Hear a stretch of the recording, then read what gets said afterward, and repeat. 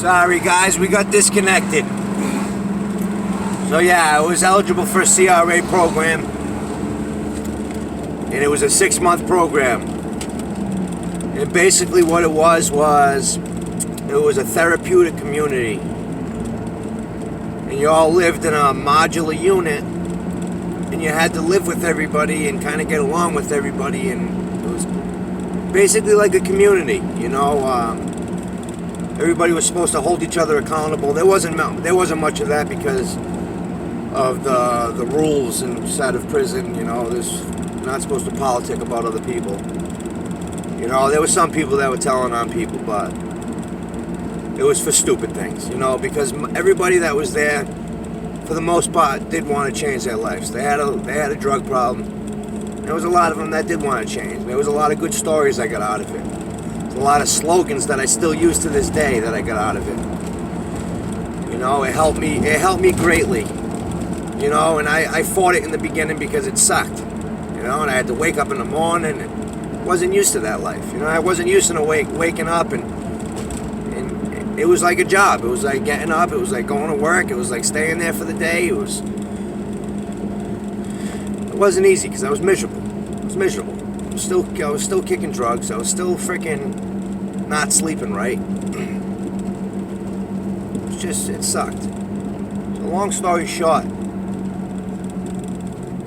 I finished that Correctional Recovery Academy. Okay, 6 months exactly.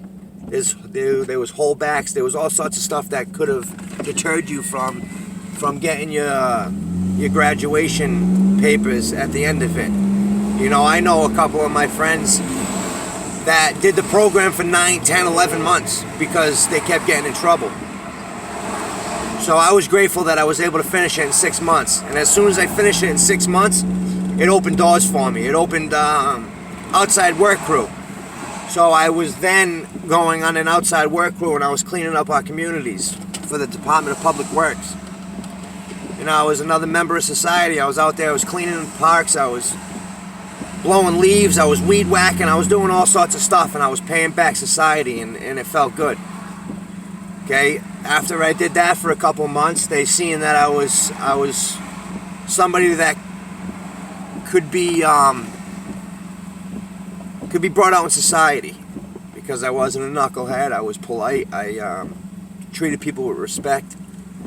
It then opened doors for pre-release, and once I got to pre-release, it was great. I was in Boston pre-release. I had my own set hours. I had my own bus pass. I left in the morning. Well, I left in the morning in the beginning to get a job, but I was working at Five Guys Burgers and Fries. I was working from 3 to 11. So I'd leave around 2 o'clock. I'd take my bus pass. I'd walk to the end of the street. I'd hop on the bus. I'd take the train and the buses throughout Boston, and I kind of got familiar with it. It was pretty cool. I worked in Newton, Mass. And was making burgers. But that was the turning point in my life. Having a job. Okay? All of a sudden I felt this overwhelming feeling of I don't know, it was just a good feeling. It was a good feeling. I felt like I was making something out of myself. You know, and I kept that going. You know, because I felt needed. You know, my whole life I didn't feel needed. I felt like I was a fucking burden to everybody. And then I started working and I felt needed. He was always calling me in. I was working 7 days a week. He always wanted me there. He always wanted me there. You know, because I was a good worker. I was always on time. I would do all the shit jobs because, you know, I just wanted to be out of that place. So we loved it. He loved me being there.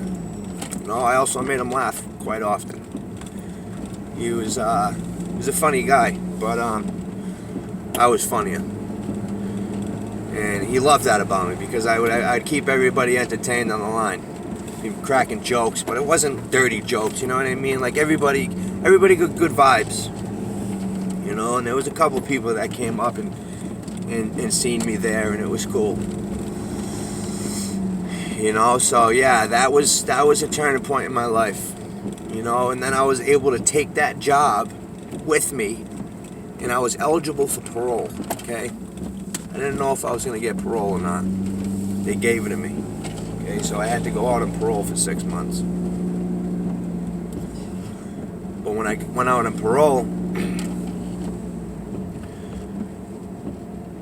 I went to a sober house. I went to a sober house out in Everett. Okay, Everett, Massachusetts. And I was scared to death. I was scared to freaking death. I thought that I was going to be a Fall River, Swansea cat the rest of my life. You know, I was so caught up in my life, in my situations, that I just didn't think that I was ever going to get out of that situation. You know, the only places that I knew was Seekonk, Swansea, fucking Berkeley, all these little neighboring towns of Fall River and Swansea. That's what I thought fucking life was. That's what I thought Massachusetts was. Until you go upstate and you realize that Massachusetts is huge. But that's what happens, you know what I mean? You get caught in you're a product of your environment. You know what I mean? I was a product of my environment. I was in an environment where I couldn't win. There was no winning in that situation, because even if I wanted it, there was people that were trying to take me off that wagon. You know what I mean? There were people that were selling drugs because that's the only means of money down there. Everybody sells drugs because they can't get a job, because everybody's losers. Sorry, not everybody's losers. I don't want to do that, you know, but the shit needs to stop with the selling of the drugs, especially to the kids, man. You know, that's our generation, and people are fucking selling drugs to them because they want to make money. Like, it's insane. It's insane to me that you can go sell drugs to somebody. But you know what's even crazier is they wait for you to get out of prison, and then they'll come to you and give you a free bag. Here, try this. This is the new stuff. Give me a call. So they know what they're doing. They're giving you a little taste, so they know as soon as you taste that shit, you're fucking addicted again, and you're coming back for more. So they just wait. They prey on you, you know. And it sucks, because I did that so many times. I came out and I gave my hard-earned money to these fucking assholes that want to sell drugs and ruin our society. I have no respect for them. I just don't. I have no respect for people that fucking just want to ruin people's lives. You know, to be honest, we ruin our own lives, but they contribute. They contribute by being fucking knuckleheads. You know, I was a knucklehead. A lot of my friends were knuckleheads. But I see a lot of my friends now that I still speak with that were able to get out of the madness. And it's so awesome to see them. It's so awesome to see them doing the right thing and raising their babies and just being good people. Being good people. So yeah, I think I keep getting off topic. But like I said, this is all off the top of the head. You know, take it or leave it. I'm here to tell my story. I'm here to just talk with people. In the responses that I got make me want to do this shit. Okay? It makes me feel like I did the right thing. It's a good feeling. It's a good feeling. It's a good feeling to know that all these people that watched me ruin my life for years and years and years have my back. You know? But I'm at work right now. I'm waiting for my boss to get here.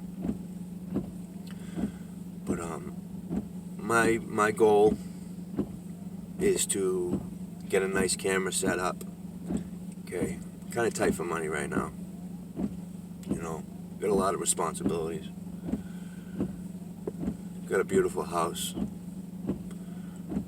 that isn't cheap by any means. But guess what? I got a fucking house. Okay, I got property. That's what matters. I got something that my kids are going to be able to fucking grow up in. You know, they're not living in a Fall River, Massachusetts, or a Lowell, Mass, or a Lynn, Mass, in a fucking apartment complex where every asshole is around them that can lure them into doing bullshit. You know, I live in a good community, and that's all I could ask for, man. That's all I could ask for. My kids don't have to see the bullshit, and I already have an advantage because I've been through everything that they can't pull any wool over my eyes, because I'm gonna fucking see right through them. You know, but I'll be able to talk to my kids and let them know, like, listen. You know, you want to be like me? You know, it's gonna be a little different than when my father used to talk to me. My father didn't want me to do the shit that he did, but he wasn't a fucking good role model. You know, you gotta be a good role model. You know, I loved fucking all the stories I used to hear about him. All the bad stories, because that's all there was fucking bad stories. But I looked up to that shit. That shit was fucking cool to me. You know, everybody feared my father, and that was cool to me. I look back at it now like that shit wasn't cool, and nobody really liked him. They just feared him. You know, and that's a shitty fucking way to live. You know, respect goes way, way. It opens more doors than fear does. You know, my father's a good dude. He really is. He means well. Just got caught up in the shit. You know, there's a lot of people that get caught up in the shit. They don't know how to get out of it. I didn't know how to get out of it. I was fucking stuck in it forever. I couldn't get out of it. I just couldn't get out of it. But I'm out of it now. And I love it. And I love all you guys. I really do. You guys, you know, you guys reaching out to me yesterday, man, made my fucking day. It made my day. Knowing that everybody respects what I'm doing, you know, because this shit isn't easy. It's just not easy. Especially my new life. My new life, a lot of people don't know about my past. A lot of people, you know, I kind of tiptoe around here not wanting to tell anybody anything because I don't know how they're going to judge me. But I don't want to live like that anymore. Because anybody that knows me knows I'm a good person, and I'll go out of my way to fucking help anybody. You know, and I just didn't want to be judged. You know, there's been a lot of people that came on Facebook and said, I'm proud of you, you know, I'm happy you got out of the shit, and I would delete the messages right away because I didn't want anybody knowing that I was part of that life at one point in time. But I feel like I'm not being honest with myself. You know, and that's not a good feeling. You know, I just want everybody to accept me for who I am and not for what they think I am, you know. I just love my family. I love my kids. I love my mother. My mother's fucking awesome. She is the best lady. I'm telling you. I love my mother-in-law too. She's awesome. She's one of the best ladies I ever met.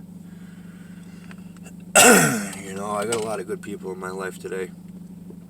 And if it wasn't for my actions and trying to do the right thing, I'd still be a statistic.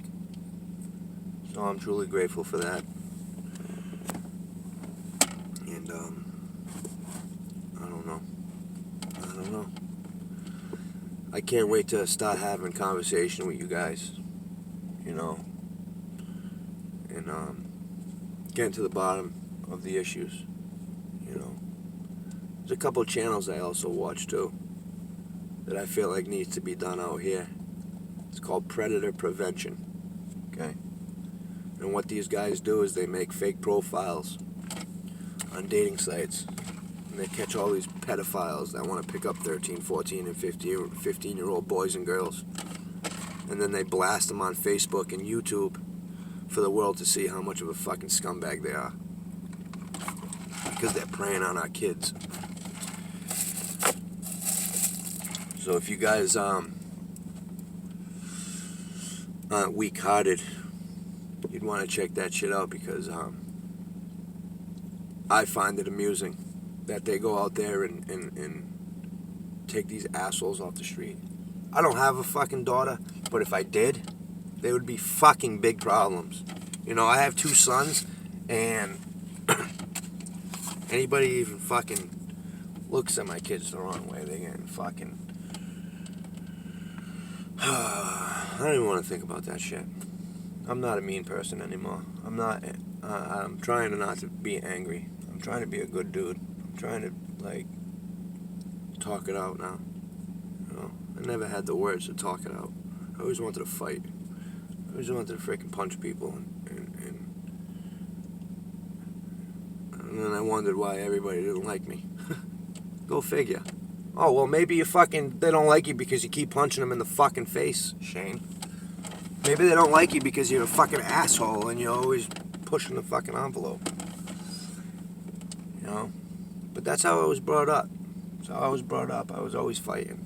That was the thing to do. Was to fucking fight. You know, I was bullied as a kid.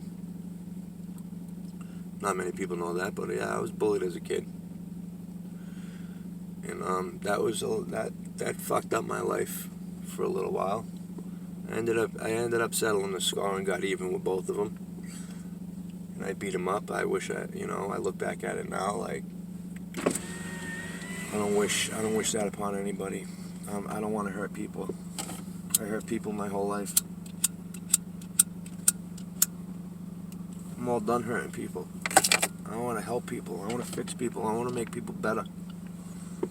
I want them to talk to me and tell me their situations.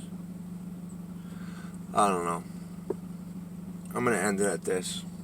You know, I'll send out a video later. This is gonna be another 2 parts because I don't know what happened. I think I shut the camera off. I meant to pause it and I shut it off. But I'm gonna post these now as I love you guys. Thank you.